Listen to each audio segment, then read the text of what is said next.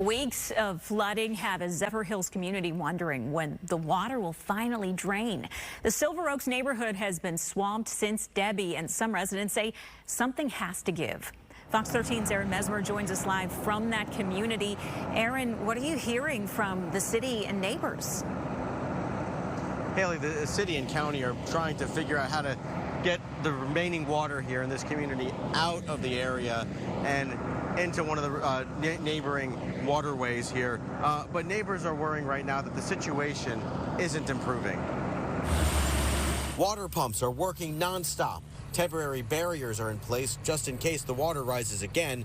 If it does, neighbors in the Zephyrhills community worry what could happen to their homes. At my age, I don't want to start over, so it's just a big concern. Flooding around the Silver Oaks neighborhood started about 5 weeks ago when Hurricane Debby passed off the Tampa Bay coast.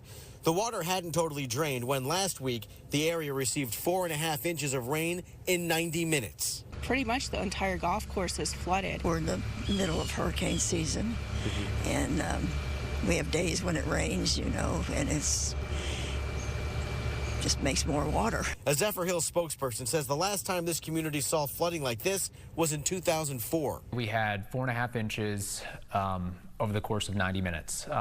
Heavy rainfall, intense rainfall, and there's not really a stormwater system out there that can handle that amount of rain at once. Pasco County crews are helping by installing those water pumps and barriers. Part of the issue is where are you going to put the water, because you don't want to flood somewhere else out. That's a Band-Aid on the problem. Neighbors like Krista Larkin wonder if nearby developments are contributing to the drainage issues.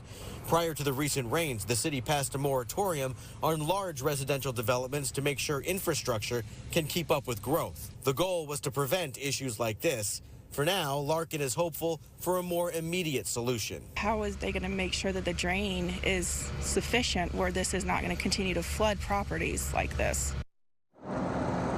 The Zephyrhills spokesperson says it's unclear at this point whether those newer residential developments are exacerbating the flooding issue, but it is something that the city is going to look into. It's also unclear how long this water is going to remain, but Haley, as we said, the city and county are both working together to try to drain it as quickly as they can.